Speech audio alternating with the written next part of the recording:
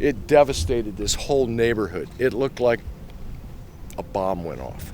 You might call Port Charlotte homeowner Gary Ogle a hurricane veteran. From Hurricanes Andrew to Charlie, the retired airline pilot remembers the impact of several storms well, and Ian is no exception. Ian was horrible. The eye wall stuck here for hours, and we had 150 plus mile an hour winds. Those winds took down trees in his neighborhood. If you look around, you could see the trees that took the power lines down. And his backyard. When the tree fell and took the power down from the pole to the house, and then part of the tree hit that line. Of course, down power lines means no power, which is why Ogle is thrilled FPL is in his neighborhood now installing underground lines so neighborhood trees become less of a problem. All right, here it comes, guys.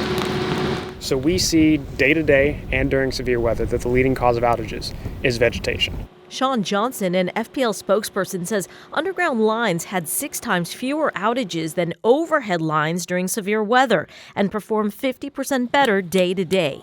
FPL has been installing underground lines for decades, but this storm surge underground program is new. It targets established neighborhoods, encouraging homeowners to make the transition to underground lines. For folks like Ogle, it means FPL crews can restore power faster because utility poles that are often hard to reach in the back of people's properties will now be easily accessible in front yards. I would go as far to say that bringing underground power lines to this Port Charlotte neighborhood doesn't just benefit this neighborhood, it doesn't just benefit Port Charlotte, it benefits all of Charlotte County, and to that point, the entire Southwest Florida region and across the state. Because every single minute that we're saved from having to restore power following severe weather here in this neighborhood, we're allowed to better focus our resources elsewhere.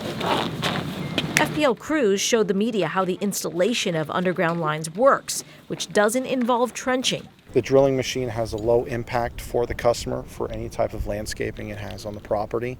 But even with that, we come off after the project and we replace any type of landscaping to the original or better than it was before. Mackenzie Heron, a senior project manager for FPL, says customers typically just lose power for 30 minutes during the transition. About 50% of FPL's distribution system is underground, but the company knows increasing that number makes the grid stronger. FPL uses the 100-year flood plan to determine which neighborhoods should be transitioned next. Areas at high risk for flooding are not top candidates since crews need to access the ground to fix problems. Instead, FPL gives priority to areas that are prone to vegetation-related outages. Ogle is glad his neighborhood made the list. Underground is the way to go. Ogle says he's noticed FPL has become more efficient in getting customers back online and believes this program will just improve this track record. In Port Charlotte, I'm Sandra Viktorova.